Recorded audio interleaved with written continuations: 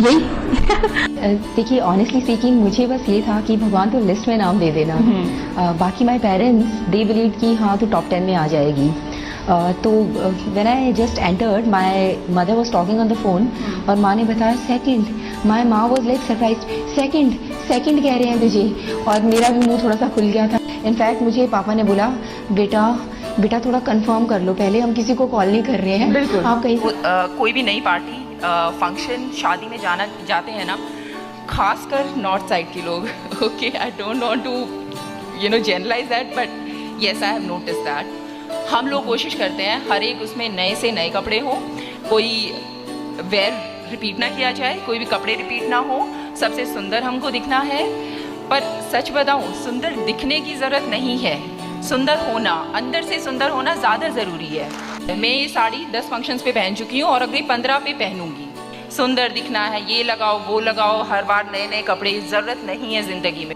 Print out, खासकर UPSC aspirants बच्चे आप लोग तो पढ़ रहे हो, अगर पॉसिबल हो तो प्लीज़ सॉफ्ट कॉपी ही पढ़ लिया करो। जो बुकलेट्स आती हैं हमारी मंथली बुकलेट्स, उनका नेसेसरी प्रिंट आउट ले लेके आपका इतना ढेर हो जाता है, दैट ढेर even gives you a little kind of fear, इतना कवर करना बाकी है अभी।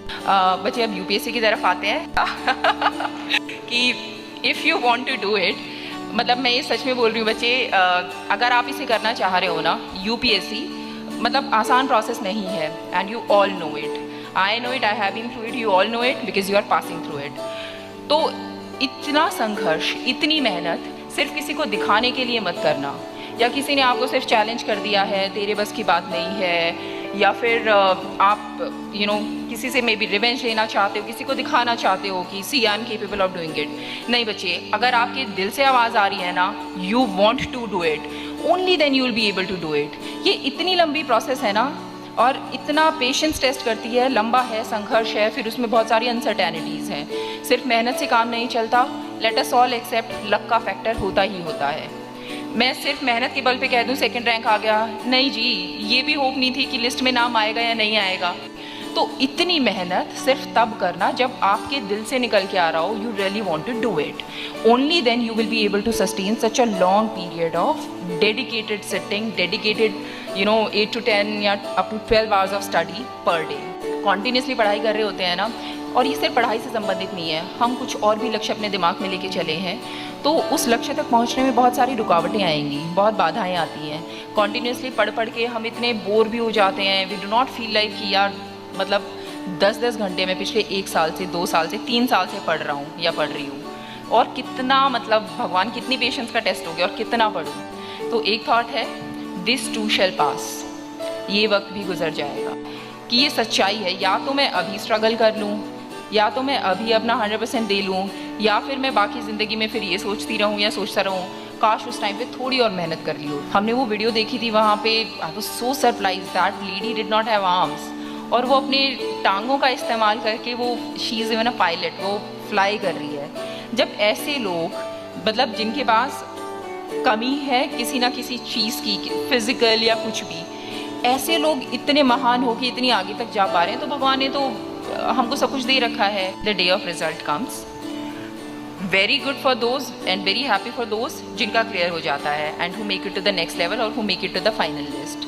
पर चलो उनकी बात करते हैं जिनका सपोज नहीं हो पाता है। इतनी बड़ी चीज़ भी नहीं है यूपीएससी, तो बच्चे अगर नहीं होता है, ठीक है, तो अगेन मेरे पास उसके लिए भी एक थॉट था, मेहनत मेरी रहमत तेरी, अर्जी मेरी मर्जी तेरी। सिंपल सी चीज़ है, मेहनत करो और फिर ऊपर वाले पे छोड़ दो। अगर आपने अपनी तरफ से बेस्ट एफर्ट्स दिए हैं, उसके बाद भी सपोज आपका नहीं होता है, तो देन डोंट थिंक, मतलब don't feel guilty about anything. आपने अपना बेस्ट दिया, आप जो कर सकते थे वो किया, उसके बाद भी नहीं हुआ तो ऊपर वाला नहीं चाहता, ये भाग्य नहीं चाहता, किस्मत नहीं चाहती, विच मीन्स कि किस्मत ने आपके लिए कुछ और बेहतर सोच रखा होगा। कि मैं प्रिपेयर्ड थी, नहीं होगा तो ये नहीं है कि ज़िंदगी इसी पे रो धो के निकाल देनी है कि मेरा नहीं हुआ।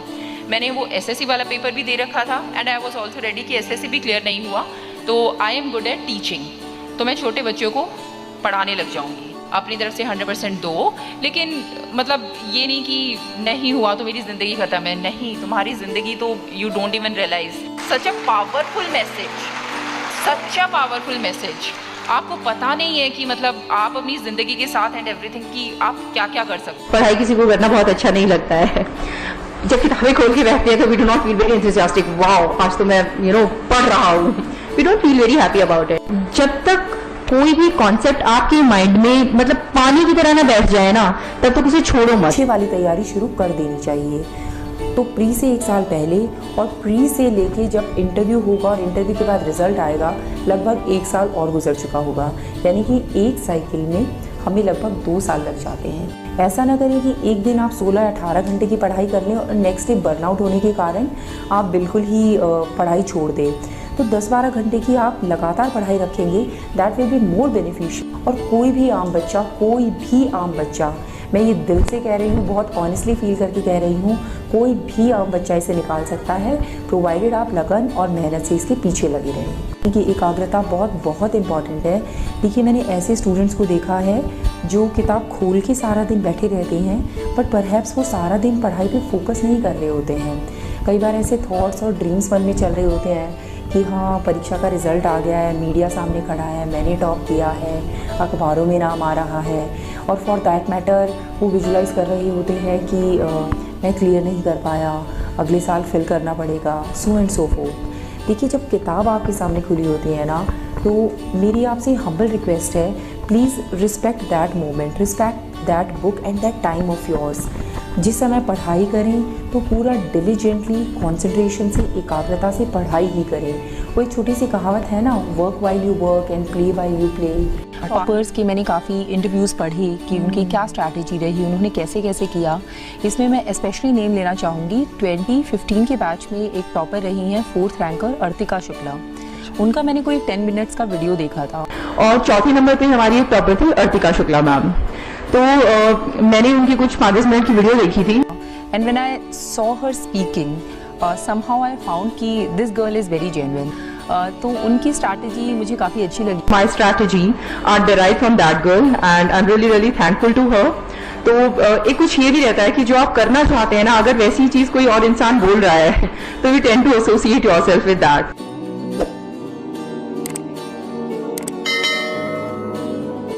हिंदी जानना और अंग्रेज़ी ना बोल पाना एक कंस्ट्रेंट नहीं है, बिल्कुल भी नहीं है। देखिए, जब हमें इंग्लिश बोलने की ज़रूरत कब पड़ती है, सिर्फ़ और सिर्फ इंटरव्यू के समय पे।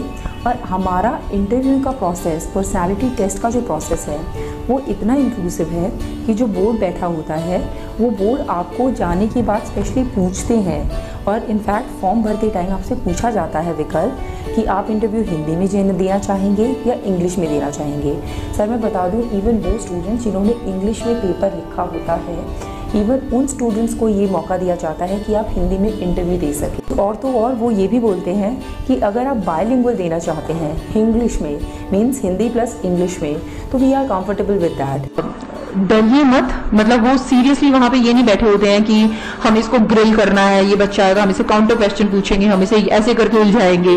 वो बिल्कुल भी ऐसे माइंडसेट से नहीं बैठे होते हैं। IAS IPS कितनी इंपॉर्टेंट पोजीशंस होती हैं, तो वो ये तो देखना चाहेंगे ना कि एक वेल बैलेंस्ड, एक अच्छी पर्सनैलिटी बैठी हो उस पोजीशन पे जाने के लिए। That is all they want.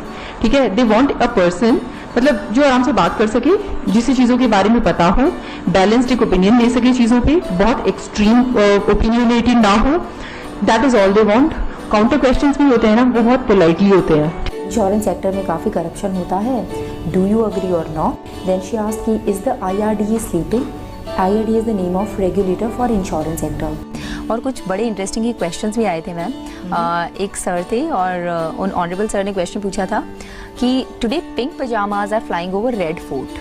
अच्छा, what do you mean by it? मेरा Facebook profile Anu Bhokar surname से है, इट इज़ BHOKAR। और यहाँ पे आप परहैप्स मेरे पोस्ट वगैरह देख सकते हैं। ऑल्दो मैं फेसबुक पे बहुत कम एक्टिव रहती हूँ।